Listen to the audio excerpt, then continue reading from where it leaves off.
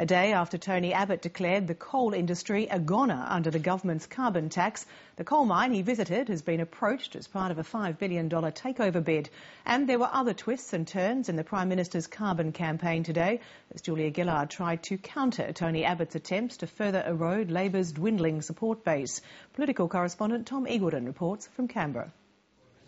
Day 2 and the going's already getting tough. Questions, comments, queries. The leaders have opened themselves up for questions on the carbon tax and they keep coming. All the experts say it's going to happen sooner or later and it's better now than later. So what's your... And coming. So you talking to different scientists than what Julia is? And coming. So right, a carbon tax goes on everything we produce in Australia. Yeah. Tony Abbott's predicting Labor will dump Julia Gillard before the carbon tax becomes a reality. I will be touring Labor-held seats constantly until this tax is beaten, calling on Labor members of Parliament to do the right thing by their electorates. The opposition leaders come out swinging since Sunday's carbon unveiling. On the government's own figures, coal is a goner. Now an American company's relaunched an improved $5 billion bid for the mine which Tony Abbott visited yesterday. And saying there's no future for coal mining in this country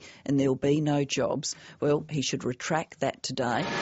Today, the Prime Minister visited a steel mill, contradicting another Tony Abbott claim from yesterday that she'd refused to meet steel workers. I tell you where she'll be going. She'll be going to university campuses. She's used the visit to wedge Mr Abbott, who's refused to support a compensation package for the industry to offset the carbon tax. Well, surprisingly, Bob Brown has said the Greens will vote for it, but Tony Abbott has said he won't. So after coming here and talking to you about job security, it's really Mr Abbott who needs convincing. But apparently voters still need convincing about the carbon tax.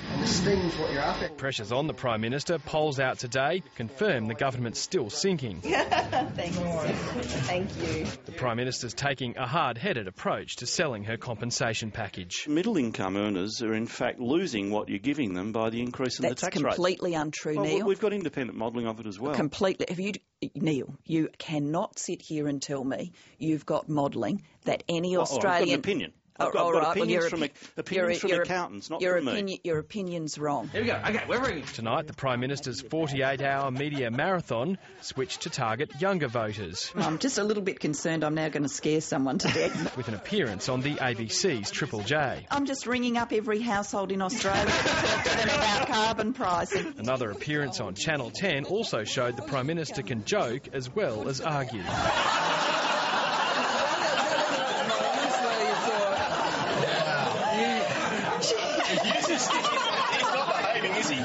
These are vital moves for a Prime Minister trying to reconnect with voters who've deserted her in the opinion polls, though she's warned caucus not to expect an immediate rebound in the government's fortunes this week.